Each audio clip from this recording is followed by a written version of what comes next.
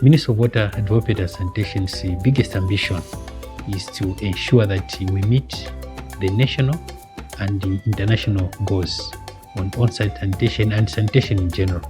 That entails having to meet our aspirations as exposed in the 8th National Development Plan, Vision 2030, as well as other national targets. But at global level, we are looking at meeting the Sustainable Development Goals.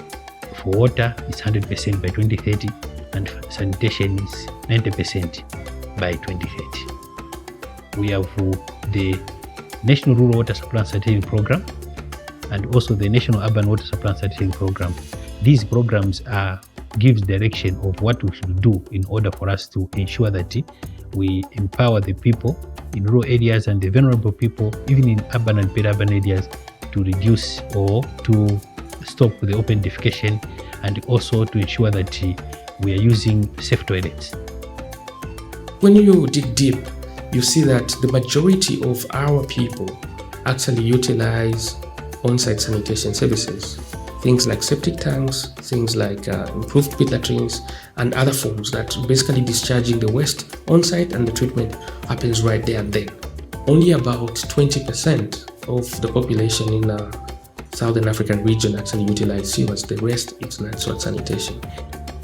Well, if faecal is not properly managed, of course, it results in contamination. So if there is no proper lining in probably the pit latrine or the septic tank, there would be direct contamination into the underground water.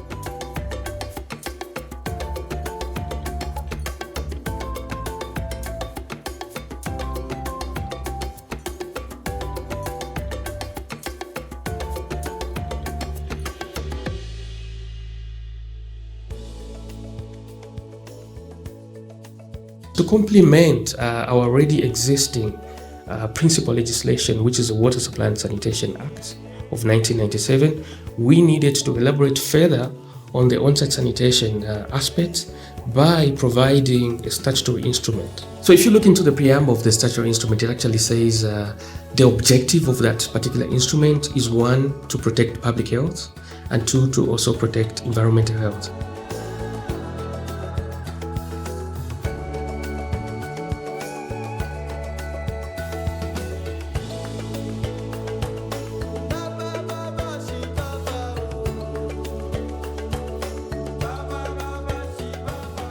As ever, when we develop regulation, it just doesn't come into force immediately. There has to be a process of sensitization. There has to be a process of also capacity building of some of the mandate orders. So we envisage this is the same process that's going to be taken on the statutory instrument. So the kind of support that we give to households is that of technical support in terms of information. Number 1, we normally inform the public on the distance that they have to consider when they are electing a toilet in relation to the water source. Secondly, we also advise the public to line their pit latrines or septic tanks so that at least there is a reduction in terms of cross-contamination. So this instrument now clarifies the responsibilities among the various actors involved in sanitation, but it also places an obligation on the local authority to ensure within their areas of operation there are sound sanitation systems. It further places an obligation on the households themselves to ensure that sound toilet systems or containment systems are actually constructed. So this means that when you're developing a house, part of the things that the local authority will actually scrutinize into detail is the fact that you have sound toilet systems compliant to the regulation or standards that the local authority and us as a regulator have actually put in place.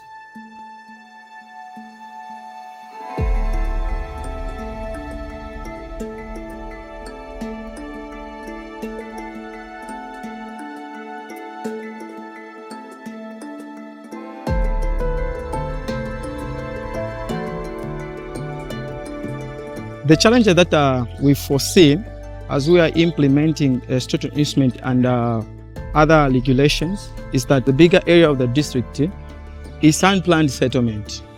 So whenever they are constructing toilets, a local authority is not fully engaged. We find it so difficult to trace the premises which we found to be violating the public health standards.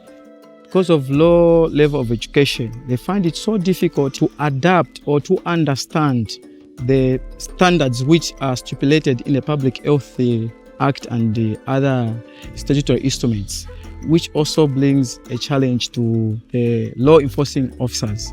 The rationale there is very simple. If you're able to build a house, perhaps you should also be able to build a proper toilet. That may not be true in all cases. They are poor households. They basically have a shelter and they need to be subsidized. So we've been thinking of how best can the poorer communities be helped to have proper toilet systems. So one thing that we have in place as a regulator is what we call a sanitation surcharge. This is a charge paid over and above the water and sanitation bills. And the requirement is that the utilities ring-fence this money specifically for sanitation interventions. So we envisage that this particular fund could be utilized to subsidize households that cannot afford to put up proper toilet systems. People may want to use substandard ways of doing things, but would want to make sure that we work in a safe environment using the safe methods. And for us to do that, we have to regulate. We need a situation where we have order and the standards are followed and the environment and public health is protected, because these form to a large extent the basis for economic and social development of any country.